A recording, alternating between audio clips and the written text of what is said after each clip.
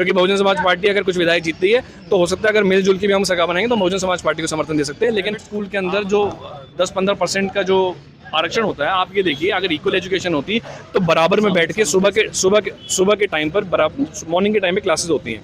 तो जो बच्चा स्कूल में फीस अच्छी दे रहा है, महंगी शिक्षा में जा रहा है और ज़्यादा फीस दे रहा है, तो वो क्या कर रहा है, वो सुबह के टाइम पर उनकी क्लासेस होती हैं। और जो दलित बच्चा है, जो गरीब तबके का आदमी है, जो EWS से आया हुआ किसी तरीके से उसको वो मिल गया है, अगर एडमिशन मिल गया है, तो उसकी क्लासेस हो रही हैं कब? शाम में। आप भी सोचो कि सुबह और शाम में भी वो है, टीचर्स सेम नहीं है, टीचर्स भी वहाँ पे सेम नहीं है। मैं खुद देखी है। तो आप ये बताइए कि इक्वल एजुकेशन नहीं दी जा रही, इक्वल हमारे पास हेल्थ इंफ्रास्ट्रक्चर नहीं है, और आप कह रहे हो कि जो है मुफ्त की वो सब कुछ हो रहा है। कुछ महिलाएं जो बस में जा रही है, फ्री में जा रही है, तो जो फ्री में बस में उनका कम 2000 तो बच रहा है ना सर उनको। देखिए सर, ऐसा है, अगर हम माननीय काशीराम साहब क्या कहते थे, माननीय काशीराम साहब कहते थे भाई अगर ये फ्री की हर चीज़ अगर वो करी जाए, अगर आप फ्री पे अगर वोट दोगे तो आपका समाज तो हमेशा जो है दबा कुचला और शोषित समाज ही रहेगा।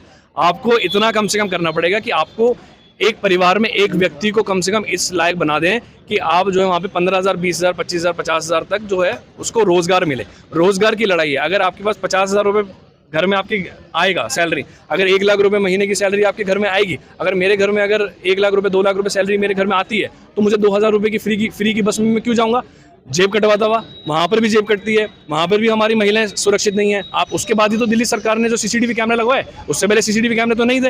रेप के केसेस होते हैं, निर्भया कांड जैसी स्थितियाँ यहाँ पर होती हैं।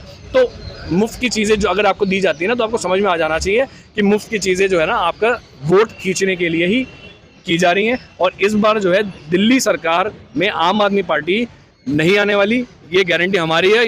एज अ दलित रिप्रेजेंटेटिव मैं भी ये बात बता दूं आपको कि अरविंद केजरीवाल इस बार सरकार नहीं बनाने वाला। चलिए एक आखिरी सवाल सर, क्या आजाद समाज पार्टी 3-4 विधायक जीतती है तो किसको समर्थन देगी? भाजपा को, कांग्रेस को, आम आदमी पार्टी को या बहुजन समाज पार्टी को? नहीं, अगर बहुजन समाज पार्टी भी कुछ विधायक जीतती है तो हम ऑब्वियसली सबसे पहले भाई अपनी पार्टी को समर्थन देंगे, ठीक है। उसके बाद जो है मुझे नहीं लगता कि हम किसी और को समर्थन देंगे, क्योंकि बहुजन समाज पार्टी अगर कुछ विधायक जीतती है तो हो सकता है अगर मिलजुल के भी हम सरकार बनाएंगे तो बहुजन समाज पार्टी को समर्थन दे सकते हैं। लेकिन आम आदमी पार्टी, ना बीजेपी, ना कांग्रेस, इन तीनों पार्टियों में से किसी को समर्थन नहीं जाएगा। अगर जाएगा तो अपने बहुजनों की पार्टी के लिए समर्थन जाएगा, नहीं तो कोई समर्थन किसी के लिए लग रहा है दिल्ली में परिस्थिति लग रही है कि दलित बहुजन समाज का जो पार्टियां मिलजुल के सरकार बना सकती है दिल्ली के अंदर। भाई बिल्कुल बना सकती है। मैं तो ये और कहता हूँ कि दोनों को गठबंधन में चुनाव लड़ना चाहिए। हमने तो भाई इस बात को जो है, हमने BSP के भी नेताओं से ये बात कही, हमने आजाद समाज पार्टी में भी हमारे सीनियर लीडर्स हैं, उनसे हमने ये बात कही कि भाई दोनों को साथ में मिलके ही लड़ना चाहिए, क्योंकि हमारी आबादी सबसे ज़्यादा है। आज जो है 40 से 45 सीटों पे मुझे लगता है दलित मुस्लिम इतना ज़्यादा हावी है कि अगर एक तरफा पड़ जाए तो मुझे नहीं लगता कि यहाँ से हमें कोई भी रोक सकता है। लेकिन अखिलेश भाई ने आम आदमी पार्टी समर्थन दिया है, तो हमें अखिलेश से क्या मतलब है सर? हमें तो अखिलेश से मतलब नहीं ना। अखिलेश की आइडियोलॉजी क्या है? अखिलेश की तो कोई आइडियोलॉजी नहीं है ना। हम तो अपनी आइडियोलॉजी की बात कर रहे हैं। हम बहुजन आइडियोलॉजी, माननीय काशीराम साहब की आइडियोलॉजी, बाबा साहब अम्बेडकर की आइडियोलॉजी पे काम कर रहे हैं। घूम रहे हैं। अरे संविधान तो राहुल गांधी भी लेके घूम रहे हैं, संविधान तो आज सब लोग लेके घूम रहे हैं। लेकिन संविधान जो है लागू कराना, आप भाई अखिलेश की अगर आप बात कर रहे हैं, अखिलेश आप खुद जानते हैं कि जब बहन कुमारी मायावती ने कितने जिले जो है अपने महापुरुषों के नाम पर उन्होंने बनाए, और अखिलेश ने उन जिलों के नाम तक बदल दिए। तो अखिलेश जिसने जो है आरक्षण जैसा बिल विधानसभा के अंदर, यूपी विधानसभा में फाड़ने का काम करा, ठीक है। राहुल गांधी की आप बात कर लीजिए, राहुल गांधी को आप सब जानते हैं, बाबा साहब अम्बेडकर को गांधी परिवार ने कितना रोल आया। आप तो ये इन सब लोगों से आप इन लोगों के बारे में चर्चा करो ही मत।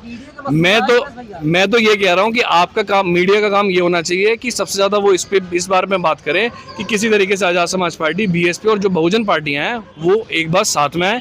और दिल्ली जैसे दिल्ली में चुनाव हो रहा है, अब यूपी के अंदर भी इलेक्शन आने वाले 27 के अंदर जिला पंचायत के चुनाव हैं और बिहार में चुनाव हैं, तो वहाँ की बात हम ज़्यादा करें। वहाँ पर हम अपनी बहुजन पार्टियों को, जो बड़ी बहुजन पार्टियाँ आज के टाइम में जो 2 बड़े लीडर्स हैं, उनको साथ में लेके आना चाहिए। हम लोगों ने बहुत प्रयास किया इस चीज़ का, अब ये काम मीडिया भी करे। धन्यवाद सर। जी सर। पीडीए के मसीहा अखिलेश यादव जी हैं। मुझे नहीं पता, वो मीडिया को पता होगा। मुझे नहीं पता कि आप ये बात कैसे कह रहे हैं कि ये मीडिया के किस पत्रकार ने पीडीए के, अरे तो पीडीए के बारे में मैं क्यों बात करूं सर? मैं पीडीए का भी प्रमोशन क्यों करूं?